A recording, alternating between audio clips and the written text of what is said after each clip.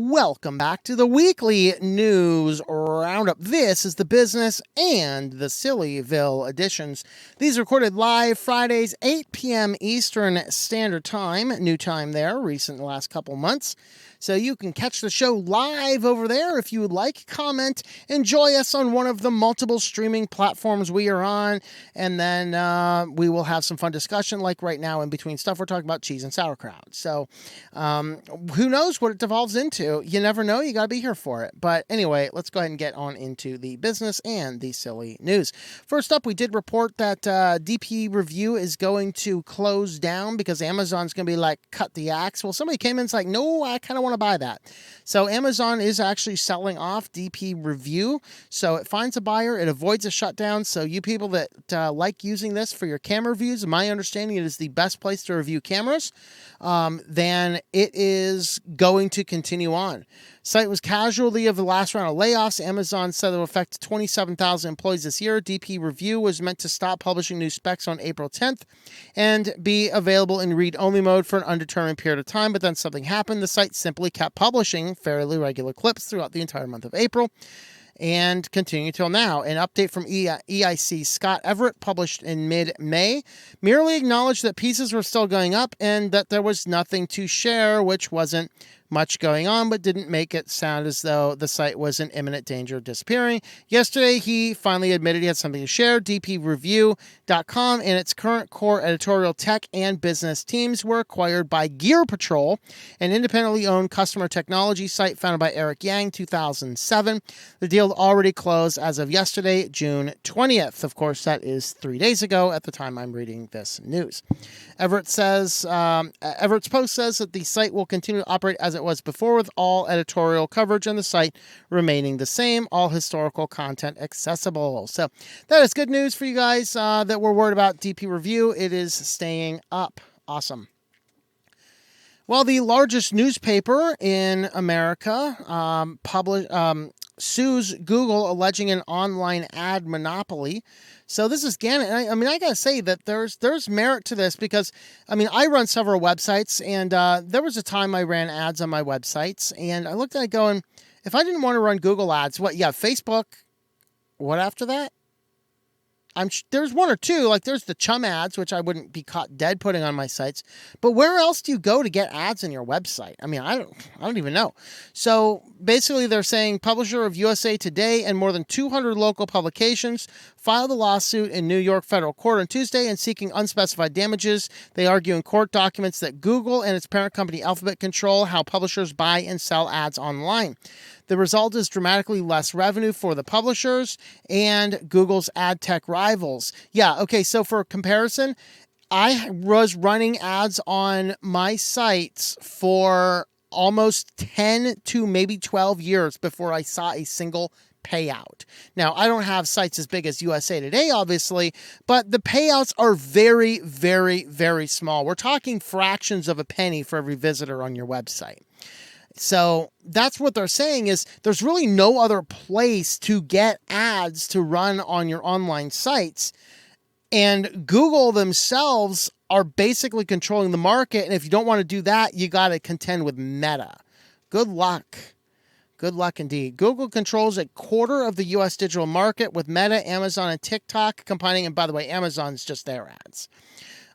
Combining for another third, according to eMarketer. News publishers and other websites combined for the other roughly 40%. Big tech share of the market is beginning to erode slightly, but Google remains by far the largest individual player. Publishers often rely, at least in part, on Google's advertising technology to support their operations. Now, here's one of the other dark and dirty secrets. When the new version of Google Analytics rolls out, they're retiring the Universal Analytics and replacing it with GA4 as of July 1st is when UA stops working and GA4 is exclusive. They are constantly hammering you to turn on demographics, to monitor for ages, to monitor for interests, basically use all that cohort stuff that is absolutely privacy invading. How do I know this? Because I do some Google stuff for some of my clients, and we're still getting emails occasionally like, Google Ads is going to stop working. Well, we're getting those emails because the way I have our site set up right now, because Universal Analytics is way better to use and provides way better information for us. GA4 sucks.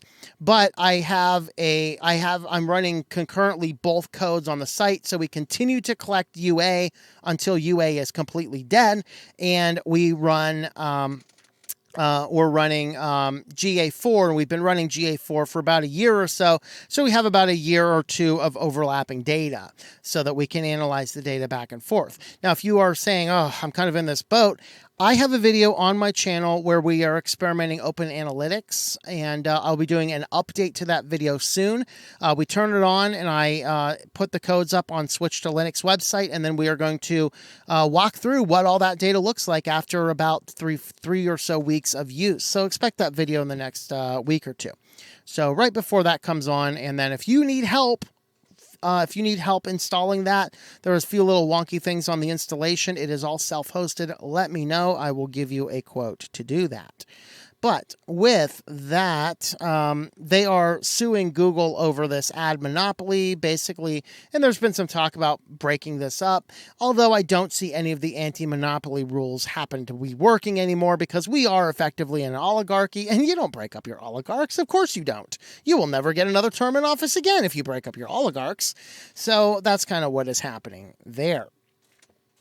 FTC sues Amazon over deceptive Prime sign-up and cancellation process. Rossman, again, did a video on this one today, saying of all the things they could go after, this is the stupidest. I agree that I think the FTC should go after Amazon for a number of different things, but I do think that this is one needs going after, because I'm not sure if you've noticed, but every single time you try and order something, we've included free Prime. And if you accidentally click the button, you have accidentally signed up and you don't even know you signed up. And then getting out of that, I've actually had to abandon the cart, clear out everything, delete everything out of there, and re-put things back in my cart because I don't want Prime. And one time I accidentally pushed a button and almost clicked the checkout button with the stupid Amazon Prime free trial in there. Where is the damn button that says, I never want this garbage, stop effing pushing it on me? Holy hell. And then apparently it's difficult to get rid of. I don't know because I've never actually successfully did it. But, you know, the point remains. I do not want Prime. Under no circumstance. Where is the option in settings to say, never recommend me Prime?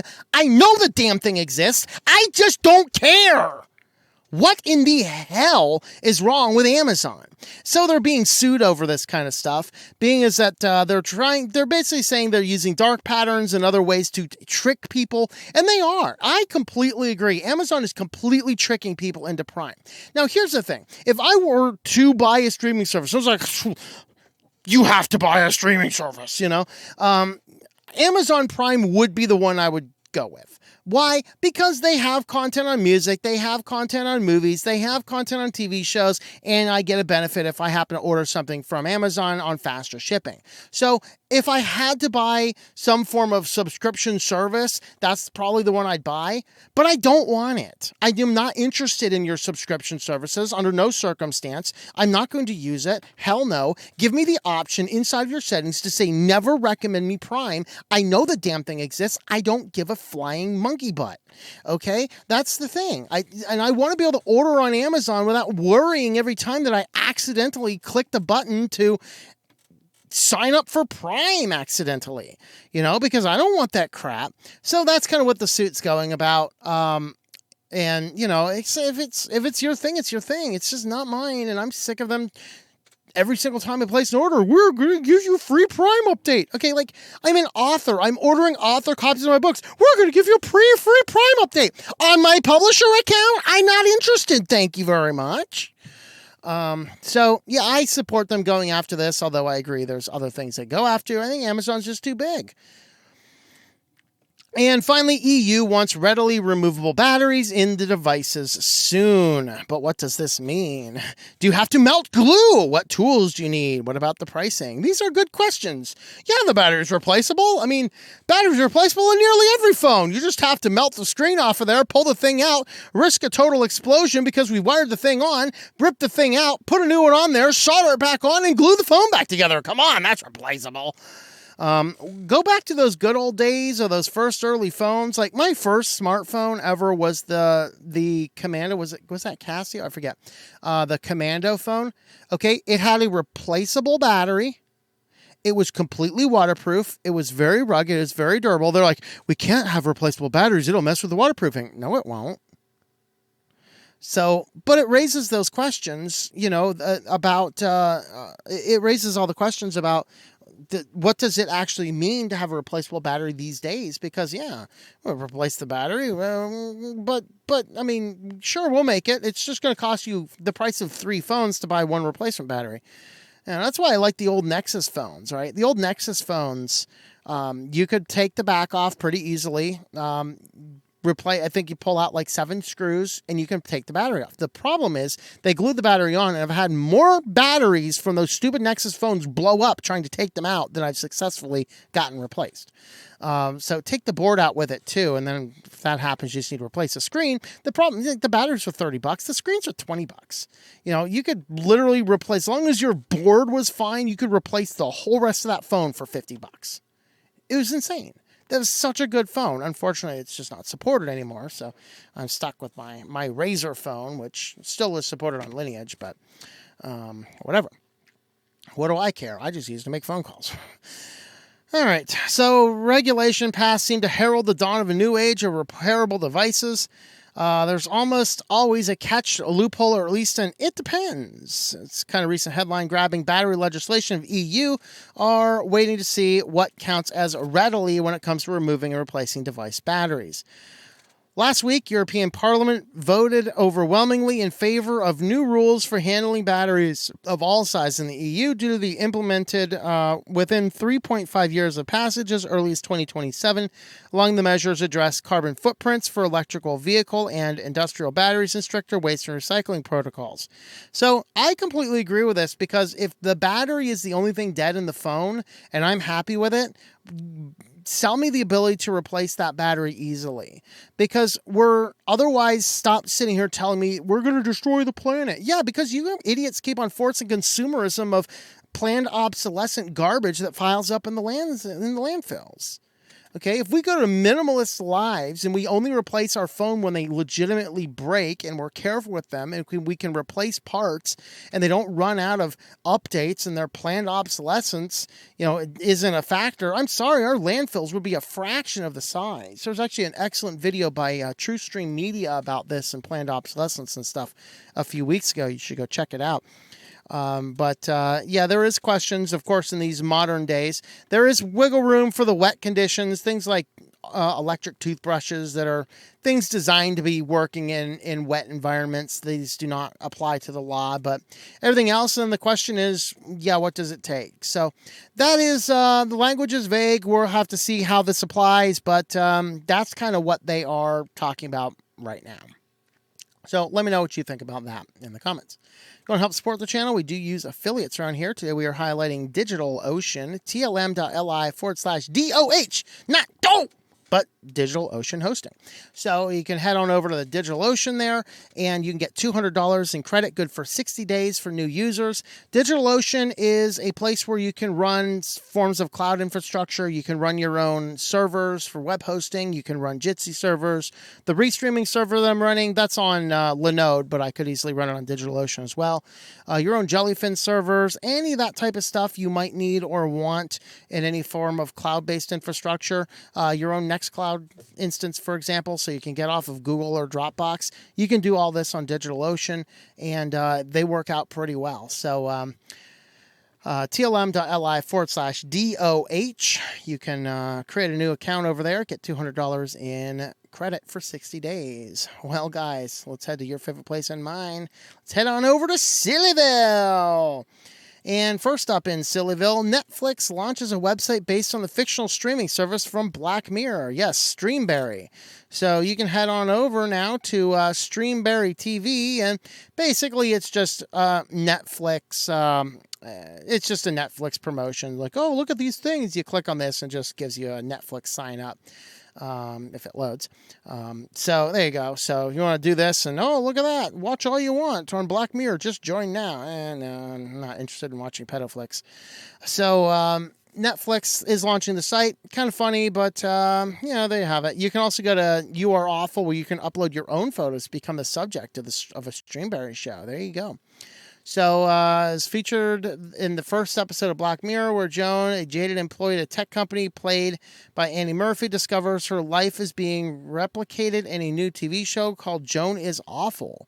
Starring Selma Hayek. The parody streaming service looks exactly like Netflix, including the same user interface and the classic Tudum intro noise. All right. So there you have it, guys. Netflix has I think this is a clever marketing ploy. I'm not going to get me to buy it, but it's a good, clever marketing ploy. Well, we talked earlier about AI. I think this is in the privacy and AI news, but AI is getting worse. Well, that's because AI is apparently training itself. And we know what happens when that happens. It's going to descend more rapidly into the utter decay that is happening right now. And so basically what's going on here is the AI companies are hiring third world people to sit here and monitor everything and check everything out and audit everything. Well, it turns out most of those guys are just handing the job over to AI. So the people paid to train AI are outsourcing their work to the AI. So it's a practice that could introduce further errors. Of course, this is really funny. I think I actually cover this in the band news today. So we'll just do a brief introduction. They're not saying these are errors. These are called hallucinations. Great. So our ChatGPT is tripping on acid and giving us information. Wonderful. Definitely not what we need. But the significant portion of people paid to train AI models may be themselves outsourcing their work to AI, a new study has found. It takes an incredible amount of data to train AI systems to perform specific tasks accurately and reliably. Many companies pay gig workers on platforms like Mechanical Turk to complete tasks that are typically hard to automate, such as solving CAPTCHAs, label data, and annotating text. The data is then fed into AI models to train them, where workers are poorly paid and often expected to complete lots of tasks very quickly. No wonder some of them may be turning to tools like ChatGPT to maximize their earning potential. But how many? Well, to find out, a team of researchers from the Swiss Federal Institute of Technology hired 44 people on the gig work platform on Amazon Mechanical Turk to summarize 16 extracts from medical research papers, then analyze the responses using an AI model. They trained themselves. It looks for telltale signals of ChatGPT output, such as lack of variety and choice of words. They also extracted the workers' keystrokes into a bid to work out whether they'd copied or pasted the answers, and indicating they generated responses were elsewhere. Estimated between 33 and 46% of the workers had used AI models like OpenAI's ChatGPT. Percentage is likely to grow even higher as other systems become more powerful. So there you have it. The AI is training the AI, and nothing bad could go wrong with that. I mean, can anyone say Skynet? Once again, I got to ask, anytime we're talking about this kind of stuff, would you like to be enslaved?